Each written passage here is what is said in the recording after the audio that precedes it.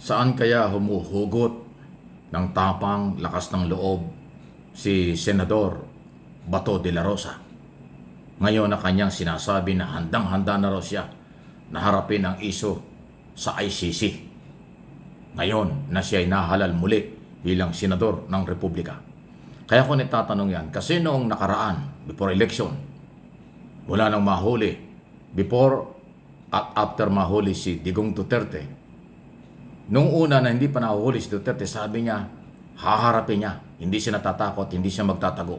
At sasamahan daw niya ang dating Pangulo kung ito'y huhulihin. Pero nung mahuli si Duterte at dinala sa dahig, sa ICC, nagbago ang pananaw ni Bato at sinabi niya, hindi siya magpapahuli. At hindi siya naniwalang legal ang pagkakahuli kay Duterte, kaya hindi siya papayag na gano'n ang mangyayari sa kanya. Ngayon, after election, nagbago na naman. Ang sinasabi niya ay, handa na siya, haharapin niya itong isyong ito.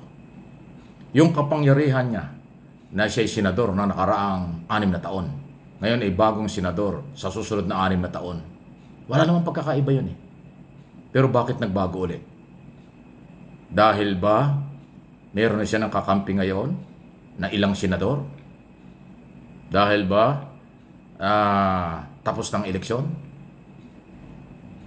Pero ang Philippine government ang siyang magpapatupad ng batas sakali na dumating ang warrant of arrest. Hindi naman po nawawala sa listahan si Bato de la Rosa, Bongo at Sara Duterte sa listahan ng ICC na pwedeng panagutin doon sa kaso katulad ng kinakaharap ni Duterte Crime Against Humanity. Di ba? Ang Republic Act 9851, Section 17, ay hindi pa naaamyendahan. Yan ang kapangyarihan ng Estado under President Marcos kung bakit nila itinal-over at ibinigay sa ICC si Duterte. Maliban doon dahil sa warrant of arrest. Kung sakaling dumating ngayon kahit tapos ng eleksyon at senador na uli, itong si Bato at Bato de la Rosa, sa tingin ba ninyo hindi papatupad ng Malacanang, ng Executive Department, ang kalintulad na ginawa na batas tungkol kay Duterte? Abay, malabo yan. Mas masama, mas mahirap pag hindi ginawa ng Executive Department na ipatupad yung batas na ginawa kay Duterte at hindi magagawa sa iba. Dahil sasabihin niya, mayroong personal na galit kay Duterte, kaya ginawa. Kaya hindi pwede yun. Gagawin ng Executive Department kahit iharas ng mga senador identify sa mga Duterte ang Executive Department. Hindi matatakot at hindi bibigay ang Executive Department sa ginawa ni Amy Marcos na nag-file ng reklamo sa Office of the Ombudsman, nireklamo ang mga kapatid na boy ni Remulla, si General Marbil at General Torre tungkol sa pagkakaaresto. Hindi po yun magiging basihan para umatras ang Executive Department na ipatupad ang batas sa oras na dumating, kung meron man, ang warrant of arrest na galing sa Interpol, galing sa ICC, dala ng Interpol. Ibig sabihin, kahit senador si Bato at senador ulit itong si Go at itong si Sara Duterte, Vice President, hindi po magiging sagabal sa Executive Department na ipatupad yung batas. Yung pa rin po yun. Pinapalabas lang nila na para bang sila may dagdag na kapangyarihan. Nagising ang taong bayan, hindi papayag na hulihin ng mga ito. Abay, ibang istorya yan. Abangan. Any comment, reaction, malaya po kayo. Please like and share dito sa aking mga channel, Mike Abi Opinions, at yung isang channel natin, MA Pinoy TV. Ito, ako mismo nangihinayang dito at maraming iba. Sayang si dating COA, Commission on Audit Commissioner Heidi Mendoza, hindi naging senador. Ito po yung kailangan natin. May background sa auditing, accounting, tungkol sa paggamit ng pera, tamang paggamit ng pera, naaayon sa batas na paggamit ng pera para labanan ang korupsyon.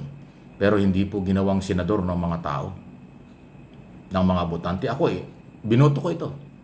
Before election, sinasabi ko pa nga, magaling itong si Heidi Mendoza. Ito yung kailangan natin pero hindi pinagkalooban.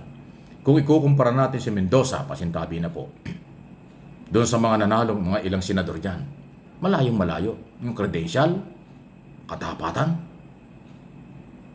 galing at marami pang iba. Malayo si Heidi. Pero ang problema, ayaw iboto ng mga tao. Dahil ang tingin nila, hindi nila kilala o walang gaanong background sa politika, hindi ho nga yun ang basehan eh. Ibinoto natin yung mga sikat. Binoto natin yung mga dati na, o anong mangyayari? Sayang. Sayang si Heidi. Sana sa next election, mag-try ulit ito. Ito ang kailangan natin. Pero hindi nga po pinagkalooban. Malit yung botong nakuha niya. Sayang ma'am, pero salamat po dahil kayo pumasok, nag-try kayo, hindi man nakuha niyo yung numero, pero yung inyong pagpasok, pagtanggap na humarap sa harap ng tao at maging senador, hindi nangyari. Yan po yung isa na rin karangalan ng mga Pilipinong naniniwala sa inyo. Hindi kita kilala ng personal, pero yung background mo, yung ginawa mo, at ng nakaraan, at yung credential, yan ang kailangan. Pero hindi ho sapat ako at yung iba pa na bumoto sa inyo. Yun po yung aking tingin dyan. Ganun pa man, sana nga po magkaroon ng proclamation na ba? Bitin na bitin. Pero kung hindi naman ho kinakailangan pa dahil meron po mga bibilangin, dapat lang. Ang COMELEC po ang merong power and authority at obligasyon kung kailan, sino ang kanilang ipoproklama na mga senador-elect dito sa katatapos lang na eleksyon. Ang sabi nila, maaaring today or Saturday, itong hanggang weekend. Kasi wala namang holiday sa COMELEC. Oras na matapos ang 100% na counting, magpoproklama sila kung sino. Kung may pagbabago pa, hindi natin alam. Pero ako naniniwala yung top 9, baka hindi na magbago yan. Yung 10, 11, 12. 10, 11, 12, baka magbago-bago pa yan. Kung 13 ay makapasok, si Bentol po yun. Kung makapasok ang number 14, si Bong Revilla yun. Pero yung iba pa na dulo, baka may hirapan na. So, good luck sa ating COMELEC. Sana po matapos na ito. Nakabantay ang international community. Actually, ang European Union, European Observer, nagdududa or nababagalan. Nag-press conference na kahapon.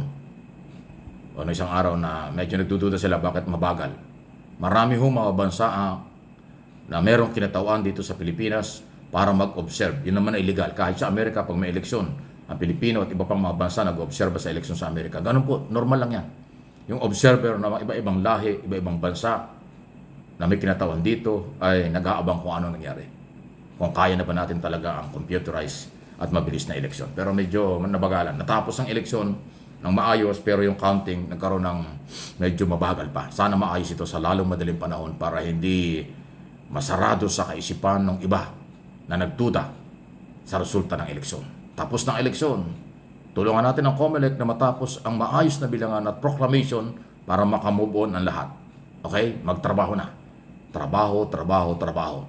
Naghihintay ang pamahalaan at ang taong bayan sa maidi-deliver na kaalaman at dapat gawin ng mga elected official from local to national. Please like and share ang video ito.